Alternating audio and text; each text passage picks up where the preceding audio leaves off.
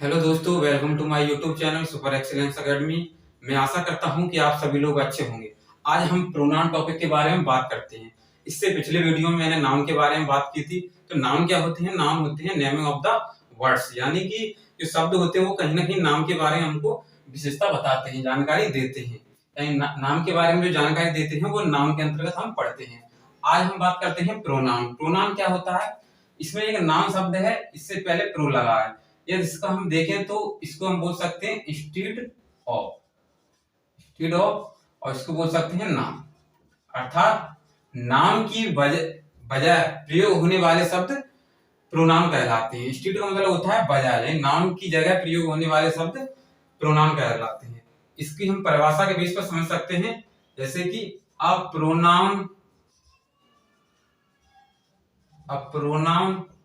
Is a word A pronoun is a word which is used a place of noun। मतलब इसका क्या हुआ? इसका मतलब हुआ संज्ञा के स्थान पर प्रयोग होने वाले शब्द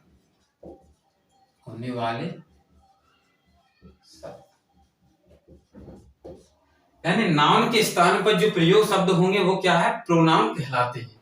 मैंने आपको क्या बताया कि नाउन की जगह प्रयोग होने वाले शब्द प्रोनाउन कहलाते हैं। जैसे कि एग्जाम्पल के बेस पर समझते हैं। जैसे कि मैंने एक सेंटेंस लिया, जैसे कि Neeta is a beautiful girl. Neeta has, जैसे Neeta is a beautiful girl, Neeta has two brother,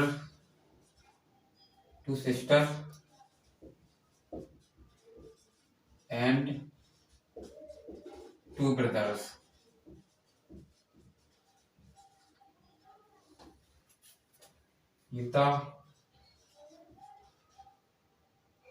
नीता's father is a doctor। ये क्या है कि नीता है ब्यूटीफुल गर्ल, नीता एक सुंदर लड़की है। नीता है टू सिस्टर, यानी दो बहन और दो भाई हैं। नीता के पिताजी डॉक्टर हैं। तो इसमें क्या है? नीता क्या है? नाम। अब इसी नाम के बारे में हमको बताया है कि नीता है टू सिस्टर, यानी कि नाम है, ये दोबारा से प्रयोग हुआ है। तो इसके नीता प्रयोग ना होकर इसकी जगह सी का प्रयोग होगा। अब इसी नीता के बारे में हमको और जानकारी दी गई कि नीता के पिताजी, तो इसमें नीता पिताजी का न प्रयोग होकर इसमें हर का प्रयोग हुआ, क्योंकि ये प्रोनाउन है और ये प्रोनाउन यानी पजेसिव प्रोनाउन है, उसमें हर का प्रयोग होता है। तो इसमें मैंने क्या देखा? मैंने बताया कि नाउन की जगह प्रयोग होने वाले शब्द प्रोनाउन कहलाते हैं। इसमें नाउन है तो नाउन की जगह ये नीता जो शब्द है, तो इसकी जगह सी का प्रयोग होगा और इसकी जगह हर का प्रयोग होगा। तो हम दूसरा एग्जांपल लेते हैं। जैसे कि मैंने बोला कि Mohan failed because he did not read. क्या हुआ इसका मीन्स? मोहन फेल हो गया क्योंकि वह पढ़ता नहीं था। तो मोहन इसमें क्या है? नाउन। अब इसी नाउन के बारे में हमको यहाँ पर रिप्रेजेंट किया गया है, तो ही इसमें क्या है? प्रोनाउन है। तो मैंने इसमें क्या देखा? मैंने इसमें देखा कि नाउन की जगह, नाउन के स्थान में प्रयोग होने वाले शब्द प्रोनाउन होते हैं। तो इसमें नीता नाउन है और इसमें नीता का दोबारा, यानी कि जो नाउन दिया गया उसी नाउन को हमको दोबारा से बताया गया है, तो उसमें प्रोनाउन का प्रयोग होगा। और इसमें भी जो जानकारी दी गई तो उसमें भी पर्सनल, इसमें पजेसिव प्रोनाउन का प्रयोग हुआ है। तो इसमें नाउन का प्रयोग हुआ है, इसमें प्रोनाउन का प्रयोग हुआ है, क्योंकि नाउन की जगह ही हमको प्रोनाउन का प्रयोग पढ़ते हैं, क्योंकि नाउन का दोबारा से हमको रिप्रेजेंट किया जाता है, तो उसमें प्रोनाउन को पढ़ते हैं। आगे बात करते हैं। तो मैंने इसमें क्या देखा? मैंने इसमें देखा कि नाउन वे शब्द होते हैं जो कहीं ना कहीं ये प्रोनाउन वे शब्द होते हैं जो कहीं ना कहीं नाउन की जगह प्रयुक्त होते हैं। नाम प्रोनाउन वे शब्द होते हैं जो नाम की जगह प्रयोग होते हैं। तो हम देखते हैं, अब हम बात करते हैं टाइप्स ऑफ नाउन्स, नाउन्स के टाइप, टाइप्स ऑफ नाउन कितने टाइप के होते हैं। अब हम बात करते हैं, तो सबसे पहला हम देखते हैं पर्सनल प्रोनाउन। पर्सनल प्रोनाउन, दूसरा demonstrative pronoun, personal pronoun, demonstrative pronoun, तीसरा इंडेफिनिट प्रोनाउन, इंडेफिनिट प्रोनाउन, चौथा इंटेरोगेटिव प्रोनाउन, इंटेरोगेटिव प्रोनाउन, पांचवा possessive pronoun,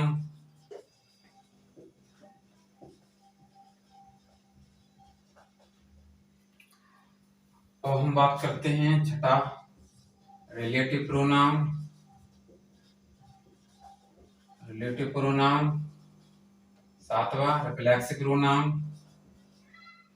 reflexive pronoun,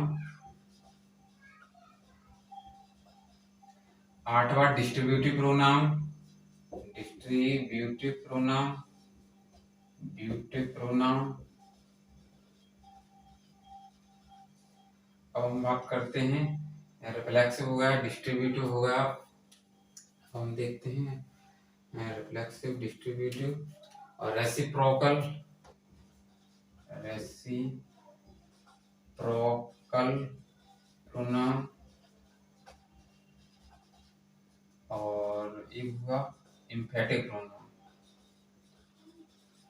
emphatic pronoun. तो हम ये 10 प्रकार के प्रोनाउन के बारे में पढ़ेंगे। तो इसका हिंदी में देखें तो पर्सनल प्रोनाउन का मतलब होता है व्यक्तिवाचक, व्यक्तिवाचक, व्यक्तिवाचक सर्वनाम। प्रोनाउन का मतलब होता है सर्वनाम। डेमोस्ट्रेटिव का मतलब होता है, डेमोस्ट्रेटिव मतलब होता है संकेतवाचक, संकेतवाचक, संकेतवाचक सर्वनाम। इंडेफिनिट मतलब अनिश्चय, अनिश्चयवाचक सर्वनाम। और इंटेरोगेटिव मतलब प्रश्नवाचक प्रोनाउन सर्वनाम, प्रश्नवाचक सर्वनाम। और इसमें पजेसिव यानी अधिकारवाचक, अधिकारवाचक, अधिकारवाचक यानी कि संबंधवाचक, संबंधवाचक सर्वनाम। रिफ्लेक्सिव यानी कि निजवाचक, निजवाचक सर्वनाम। और इसका मतलब, इसका डिस्ट्रीब्यूटिव का मतलब होता है कहीं ना कहीं ये विभाग यानी डिस्ट्रीब्यूटिव यानी कहीं ना कहीं ये विभाग के बारे में जानते हैं, विभाग सूचक, विभाग सूचक सर्वनाम। रेसिप्रोकल मतलब परस्पर, परस्पर वाचक सर्वनाम। एम्फेटिक मतलब दृढ़ता, दृढ़ता वाचक सर्वनाम। तो इसमें मैंने देखा कि कितने प्रकार के प्रोनाउन के टाइप होते हैं, कितने प्रकार के प्रोनाउन के टाइप होते हैं। तो सबसे पहले मैंने देखा पर्सनल प्रोनाउन यानी व्यक्तिवाचक सर्वनाम, डेमोस्ट्रेटिव प्रोनाउन यानी कि संकेतवाचक सर्वनाम, indefinite pronoun, interrogative pronoun, possessive pronoun, और इसमें रिलेटिव प्रोनाउन और रिफ्लेक्सिव प्रोनाउन, और डिस्ट्रीब्यूटिव यानी विभाग सूचक, और रेसिप्रोकल यानी परस्पर, रेसिप्रोकल परस्परवाचक, एम्फेटिक यानी दृढ़तावाचक सर्वनाम। तो इसमें मैंने ये टाइप्स देखे। अब हम बात करते हैं एक एक से कि कौन सा कैसे प्रयोग होता है। तो सबसे पहले मैं देखता हूं पर्सनल प्रोनाउन के बारे में। तो हिंदी अर्थ देखा जाए पर्सनल प्रोनाउन का मतलब क्या होता है? पर्सनल प्रोनाउन मतलब होता है व्यक्तिवाचक सर्वनाम, यानी कहीं ना कहीं इसमें व्यक्ति के बारे में हमको जानकारी दी जाएगी। तो तो सबसे पहले हम रूल्स के अकॉर्डिंग देखते हैं पर्सनल प्रोनाउन। अब हम बात करते हैं पर्सनल प्रोनाउन। पर्सनल प्रोनाउन यानी कि व्यक्तिवाचक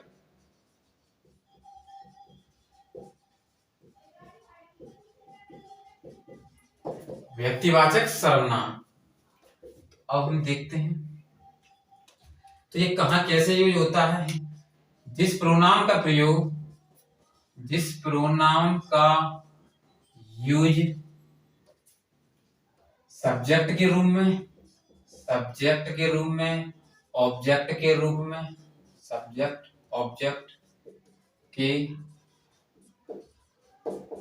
में या फिर दूसरी वस्तुओं से निकटता या संबंध बताने के लिए प्रयुक्त होते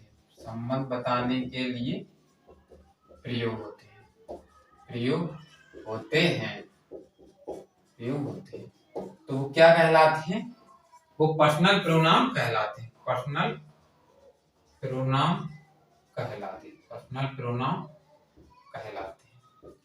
अब हम बात करते हैं कुछ फॉर्म्स होते हैं जो हम इस प्रकार समझते हैं।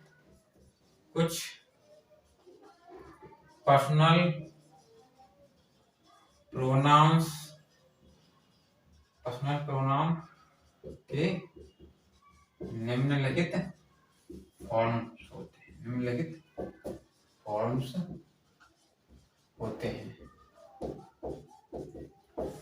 जो हम अगली स्लाइड में बात करते हैं। तो इसमें मैंने क्या देखा, मैंने आपको बताया कि पर्सनल प्रोनाउन के अंतर्गत हम सब्जेक्ट दिया हुआ होता है और ऑब्जेक्ट के बारे में और कहीं ना कहीं हमको संबंध या निकटता के बारे में बताने के लिए इसका प्रयोग होता है। तो हम अगली स्लाइड में देखते हैं इसमें कौन कौन सी फॉर्म्स होती हैं। तो मैंने आपको क्या बताया कि सब्जेक्ट मतलब होता है कहीं ना कहीं ये नाउन के सब्जेक्ट अर्थात इसमें कहीं ना कहीं नाम के बारे में हमको बताया जाता है।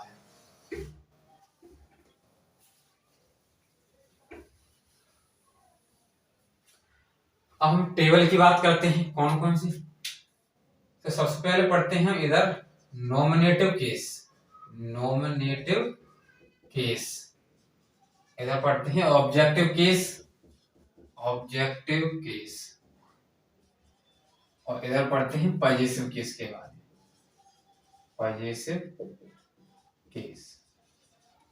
पॉजेसिव केस के अंतर्गत हम पॉजेसिव एडजेक्टिव के बारे में पढ़ते हैं और पॉजेसिव प्रोनाउन के बारे में पढ़ते हैं।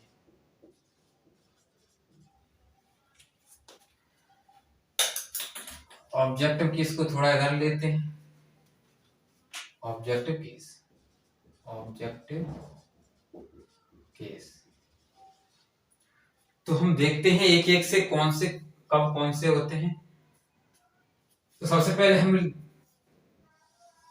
देखते हैं ये टेबल बहुत इंपॉर्टेंट रहती है। तो हम टेबल देखते हैं कैसे कैसे कब कौन से, इस टेबल को कैसे कैसे यूज होती है ये टेबल, कौन कौन से वर्ड होते हैं। तो सबसे पहले हम देखते हैं ही आई, दूसरा वी, तीसरा यू, चौथा ही, पांचवा सी, इट और दे। इसमें हम I, we, you, he, she, it, they nominative case के अंतर्गत पढ़ते हैं। अर्थात नॉमिनेटिव केस का मतलब क्या होता है? कर्ता का। अब हम देखते हैं इसका कौन सा ऑब्जेक्टिव केस होता है। आई का ऑब्जेक्टिव केस मी होता है, वी का ऑब्जेक्टिव केस अस होता है, यू का यू, ही का हिम, सी का हर, इट का इट, दे का देम। देम। आई का पॉजिटिव एडजेक्टिव क्या होता है? माई। और वी का आवर, यू का यू, और ही का हिज, और सी का हर, इट का इट्स, और दे का देयर। और इसका पॉजिटिव प्रोनाउन क्या होता है? माई का माइन, आवर का आवर्स, यू का यू, और हिज का हिज, हर का हर्ष, इट का होता ही नहीं, देयर का देयर। तो इसमें मैंने क्या देखा? मैंने देखा कि हम पर्सनल प्रोनाउन के बारे में पढ़ रहे हैं। तो पर्सनल प्रोनाउन में जो नॉमिनेटिव केस होता है उसमें कहीं ना कहीं हमको कर्ता के बारे में जानकारी दी जाती है। तो कर्ता कौन कौन से होते हैं? सब्जेक्ट कौन कौन से होते हैं? I, we, you, he, she, it, they. अब उसी में हम ऑब्जेक्टिव केस के बारे में देखते हैं। ऑब्जेक्टिव केस आई का मी होता है, और फिर उसमें हम पॉजिटिव केस के अंतर्गत देखते हैं पॉजिटिव एडजेक्ट और पॉजिटिव प्रोनाउन। तो पॉजिटिव आई का ऑब्जेक्टिव केस मी होता है, आई का पॉजिटिव प्रोनाउन माइन होता है, आई का पॉजिटिव एडजेक्टिव माई होता है। डायरेक्ट हमको इसको याद रखना है। जैसे कि मैंने पूछा कि ही का पॉजिटिव प्रोनाउन क्या होता है? हिज होता है। जैसे कि यू का पर्सनल पॉजिटिव प्रोनाउन क्या होता है? यू होता है। यू ना होके योर्स होता है। इसमें मैंने क्या देखा कि यू का जो पॉजिटिव एडजेक्टिव क्या रहता है? योर, और पॉजिटिव प्रोनाउन क्या रहता है? योर्स रहता है। और आई का माइन, और देयर का देयर्स। तो ऐसे इसमें मैंने देखा कि नॉमिनेटिव केस, ऑब्जेक्टिव केस और पॉजिटिव केस, इसमें 3 केस के बारे में पढ़ते हैं। किसमें पढ़ते हैं? पर्सनल प्रोनाउन के अंतर्गत पढ़ते हैं। तो पॉजिटिव केस के अंतर्गत हम 2 पार्ट के बारे में पढ़ते हैं। एक होता है पॉजिटिव एडजेक्टिव और एक होता है पॉजिटिव प्रोनाउन। पॉजिटिव एडजेक्टिव के अंदर हम देखते हैं जैसे कि आई का पॉजिटिव एडजेक्टिव माई होता है, और आई का पॉजिटिव प्रोनाउन माइन होता है। तो डायरेक्ट इसको ध्यान रखना है। जैसे कि मैंने बोला कि ही का पॉजिटिव एडजेक्टिव क्या होता है? ही का हिज होता है। जैसे कि सी का पॉजिटिव प्रोनाउन क्या होता है? हर्ष होता है। दे का पॉजिटिव प्रोनाउन क्या होता है? देयर्स होता है। इस प्रकार इसको डायरेक्ट ध्यान में रखिएगा। तो अब हम बात करते हैं अगले रूल के अकॉर्डिंग। तो देखते हैं। तो अभी मैंने क्या देखा? मैंने देखा कि नॉमिनेटिव केस के अंतर्गत कहीं ना कहीं हमको कर्ता के बारे में इंफॉर्मेशन दी जाती है, और ऑब्जेक्टिव केस के अंतर्गत हम जो नॉमिनेटिव केस रहता है उसका ऑब्जेक्ट बनाते हैं, जो कि आई का मी रहता है, वी का अस रहता है, यू का यू रहता है, दे का देम रहता है। इस प्रकार हम पढ़ते हैं। अब हम बात करते हैं रूल नंबर 1 के बारे में। तो रूल नंबर 1 देखा मैंने। रूल नंबर 1, तो रूल नंबर 1 क्या कहता है? रूल नंबर 1 कहता है कि नॉमिनेटिव केस का यूज, नॉमिनेटिव केस का use helping verb, use helping verb plus main verb से पहले होता है। कैसे? जैसे कि एग्जांपल लिया मैंने, एग्जांपल ऑफ इस पर कि ही इज माय फ्रेंड। जैसे कि हर वेंट टू दिल्ली। मतलब क्या हुआ इसका? कि ही इज माय फ्रेंड। तो ही इसमें क्या है? नॉमिनेटिव केस है, यानी नॉमिनेटिव केस है जो कि इसमें नाम के बारे में बता रहा है। और इसमें क्या है? और मैंने आपको बताया कि हेल्पिंग वर्ब और मेन वर्ब से पहले इसका प्रयोग किया जाता है। तो ये हेल्पिंग वर्ब से पहले इसका प्रयोग किया गया है, तो ये सही है सेंटेंस। हर, अब इसमें क्या है? हर, सी हर, यानी कहीं ना कहीं हर का प्रयोग हम ऑब्जेक्टिव के तौर पर करते हैं। मैंने पिछली स्लाइड में देखा था कि सी का ऑब्जेक्टिव केस हर होता है, और इसमें क्या है मेन वर्ब, तो मेन वर्ब से पहले नॉमिनेटिव केस का यूज होगा ना कि ऑब्जेक्टिव केस का, तो इसमें सी का यूज होगा। इससे मैंने क्या देखा, मैंने देखा कि हेल्पिंग वर्ब और मेन वर्ब से पहले हम नॉमिनेटिव केस का यूज करते हैं। नॉमिनेटिव केस कौन से होते हैं?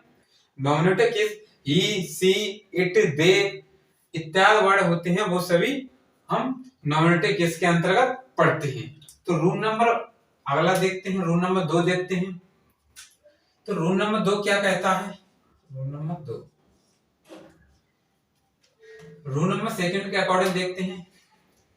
यदि सेंटेंस में एक से अधिक पर्सनल प्रोनाउन का यूज होता है तो यदि सेंटेंस में एक से अधिक पर्सनल प्रोनाउन का यूज होता है तो 2, 3, 1 का ऑर्डर फॉलो करते हैं। मतलब क्या हुआ इसका? यदि सेंटेंस में एक से अधिक पर्सनल प्रोनाउन का यूज हुआ, यानी कि नॉमिनेटिव केस में जो वर्ड रहते हैं ही, सी, इट, दे, तो इत्यादि वर्ड देखने को मिले, तो उसमें क्या है 2, 3, 1 का ऑर्डर फॉलो करते हैं। 2, 3, 1 कैसे? एग्जाम सबसे पहले एग्जांपल देखते हैं। He and you are good friend.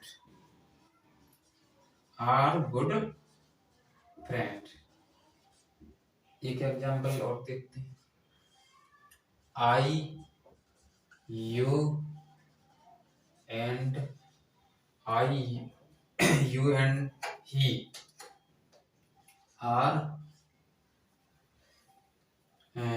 are you and he have done this work। मैंने सेंटेंस देखा तो ही एंड यू, तो मैंने आपको क्या बताया कि एक से अधिक पर्सनल प्रोनाउन देखने को मिले, नॉमिनेटिव केस वाले जो शब्द हैं एक से अधिक दिए गए हैं, तो उसमें 2, 3, 1 का रूल फॉलो होता है। 2, 3, 1 यानी कि सबसे देखते हैं कौन सा पहले नंबर पर आता है, कौन सा दूसरे, कौन सा तीसरे पर। आई, यू और ही, ये फर्स्ट नंबर पर आता है, ये सेकंड नंबर पर, ये थर्ड नंबर पर। तो इस रूल्स के अकॉर्डिंग हम इस सेंटेंस को फॉलो करते हैं। तो 2 मतलब यू पहले आएगा और 3 दूसरे नंबर पर आएगा और 1 तीसरे नंबर पर आएगा। तो ही इसमें क्या है, ये थर्ड नंबर वाला है, लेकिन इसमें क्या है, तो इसमें पहले नंबर प्रयोग ना होके यू क्या है सेकंड नंबर वाला है, तो इसमें यू पहले आएगा ही बाद में आएगा। क्योंकि मैंने आपको बताया कि जो फर्स्ट वाला जो 3 वाला है वो 2 नंबर के बाद आता है, जो 3 नंबर वाला है 2 नंबर के बाद आता है, इसलिए इसको यू और इसमें ही का प्रयोग करेंगे। जैसे कि इसमें मैंने देखा आई, यू एंड ही, तो इसमें क्या है आई, तो इसमें किस रूल्स लगेगा, कौन सा लगेगा, इसमें सबसे पहले पढ़ेंगे यू, उसके बाद कौन सा 3 वाला यानी कि ही, और उसमें तीसरा नंबर कौन सा आएगा आई। तो इस प्रकार हम इस रूल्स को फॉलो करते हैं। तो मैंने इसमें क्या देखा, मैंने इस सेंटेंस में देखा कि यह सेंटेंस में एक से अधिक पर्सनल प्रोनाउन का यूज होता है, तो उसमें 2, 3, 1, 2 यानी कि यू वाला शब्द, यू वाला, और 3 यानी ही वाला, और 1 मतलब आई वाला। तो इस रूल्स के अकॉर्डिंग हम देखते हैं। तो इसमें ही एंड यू यानी कि ही इसमें कौन सा है, तीसरे नंबर पर आता है, तो इसमें रूल्स के अकॉर्डिंग ये तीसरे वाले यानी कि फर्स्ट वाला है उसके अकॉर्डिंग पहले रहता है। तो इसमें मैंने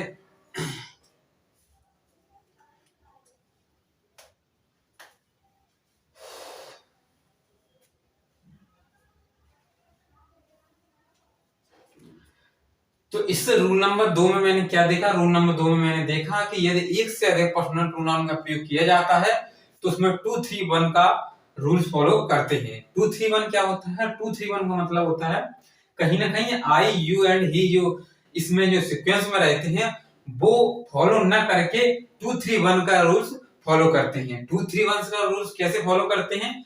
जैसे कि मैंने सेंटेंस बोला कि he and you are good friend, तो ही इसमें क्या है, देखा जाए तो थर्ड नंबर पर आता है, लेकिन इसमें क्या है, जो थर्ड नंबर वाला है वो कहीं ना कहीं हमको दूसरे नंबर पर देखने को मिल रहा है। तो इसमें जो सेकंड वाला है यू है तो वो फर्स्ट पर रहेगा और 3 इसमें सेकंड पर रहेगा। तो ऐसे इसी में इसमें तीनों देखने को मिलते हैं। तो इसमें 2-3-1 का रूल फॉलो होता है। तो इसमें सबसे पहले यू आएगा क्योंकि ये सेकंड वाला है, इसमें 3 नंबर पे ही वाला आएगा और 1 नंबर पे तीसरे नंबर पे आएगा। तो इसमें क्या है, 2-3-1 का ऑर्डर फॉलो होता है। अब हम अगला देखते हैं। तो रूल नंबर 2 क्या कहता है? रूल नंबर 2 बताता है कि 2-3-1 अर्थात 2-3-1 का रूल फॉलो होता है। सबसे पहले हम यू का, दूसरे नंबर पर हम ये का और तीसरे नंबर पर कहीं ना कहीं हम आई का यूज करते हैं। अब हम देखते हैं रूल नंबर 3। रूल नंबर 3 क्या बताता है? अब हम देखते हैं रूल नंबर 3 के बारे में। रूल नंबर 3, यदि आपको साइन यानी कि पाप, कर्ज यानी कि अभिशाप, गिल्टी दोष यानी कि ब्लेम,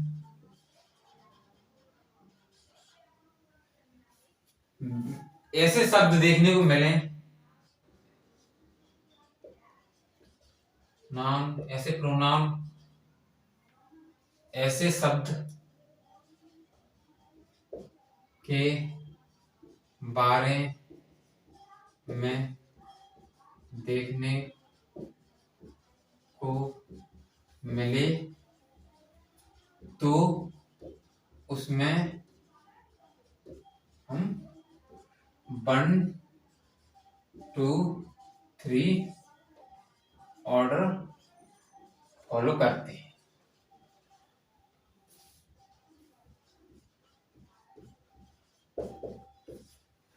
मतलब क्या हुआ, कहीं ना कहीं हमको इसमें गिल्टी जैसी भावना देखने को मिले, यानी कहीं ना कहीं इसमें बैड हैबिट्स के बारे में देखने को मिलता है, जैसे कि पाप, अभिशाप, दोष, ब्लेमी इत्यादि वर्ड हमको देखने को मिले। तो कहीं ना कहीं इसमें 1-2-3 ऑर्डर फॉलो होता है। 1-2-3, 1 मतलब आई, यू एंड ही।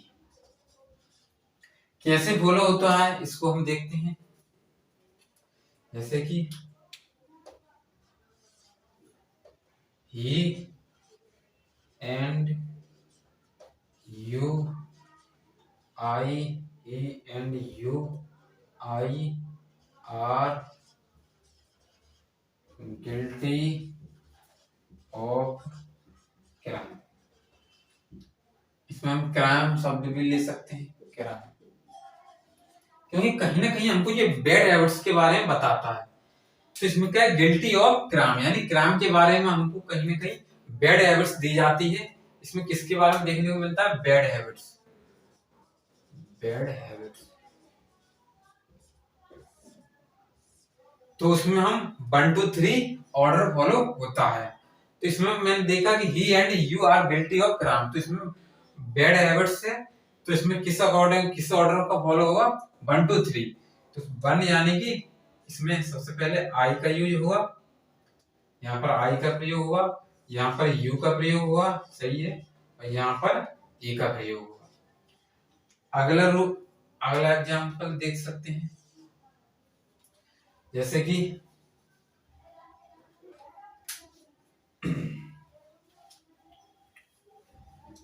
तो इसमें मैंने क्या देखा, मैंने इसमें देखा कि रूल नंबर 3 आपको ये बताता है कि कहीं ना कहीं आपको बैड हैबिट्स देखने को मिले, कहीं ना कहीं आपको बैड हैबिट्स देखने को मिले तो उसमें हम 1-2-3 का ऑर्डर फॉलो करते हैं। जैसे कि एग्जांपल के बेस पर मैंने सबसे पहले एक सेंटेंस लिया कि he and you I are guilty of crime. तो इसमें क्या है, क्राइम के बारे में हमको यानी बैड हैबिट्स के बारे में जानकारी दी गई है।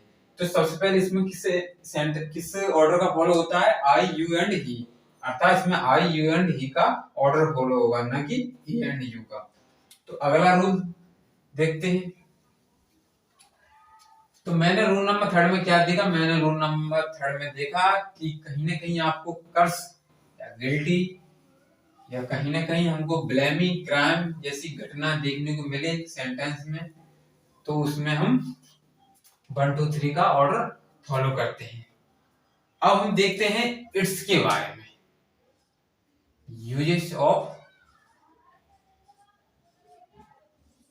इट के बारे में बात करते हैं।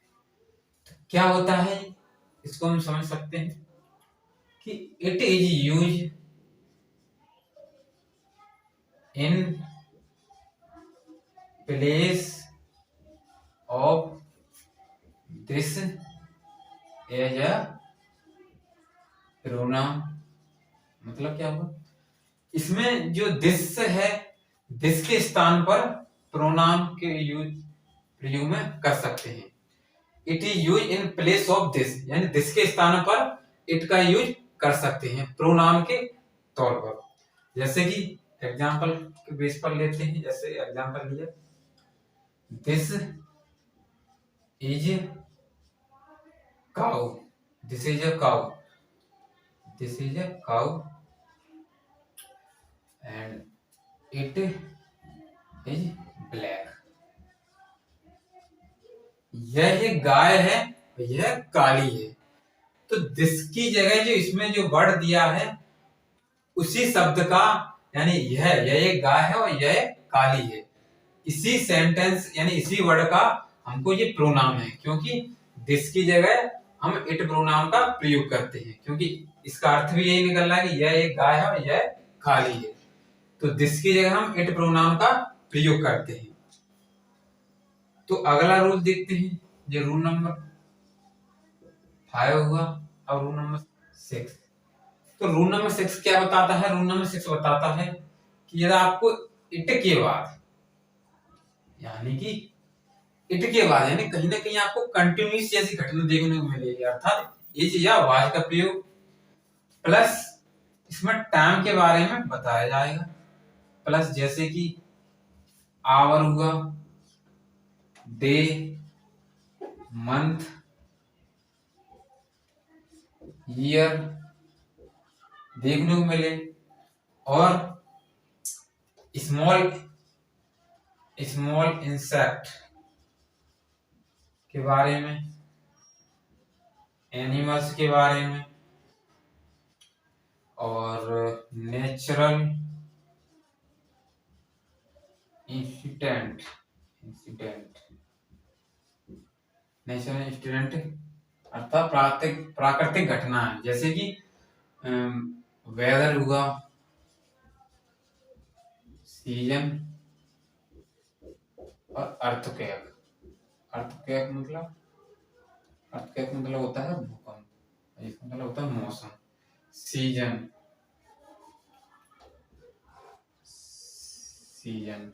यानी मौसम। तो यदि आपको इट के बाद इज या वाज देखने को मिले और उसमें टाइम के बारे में बताया जाए, जैसे कि, और स्मॉल इंसेक्ट मतलब होता है छोटे कीट, और एनिमल जानवरों के बारे में, और नेचुरल इंसिडेंट मतलब होता है प्राकृतिक सूचक। वेदर एंड मौसम, सीजन, अर्थक्वेक यानी भूकंप, इसका मतलब होता है भूकंप। अब हम एग्जाम्पल के बेस पर समझते हैं, जैसे कि सबसे पहले मैंने एग्जाम्पल लिया, it is a winter, it is a Monday, it is a Monday, it is 5 o'clock, it is 5 o'clock, it is raining, it is It is a pen. It is a dog. It is aunt. It is a dog. It is a horse.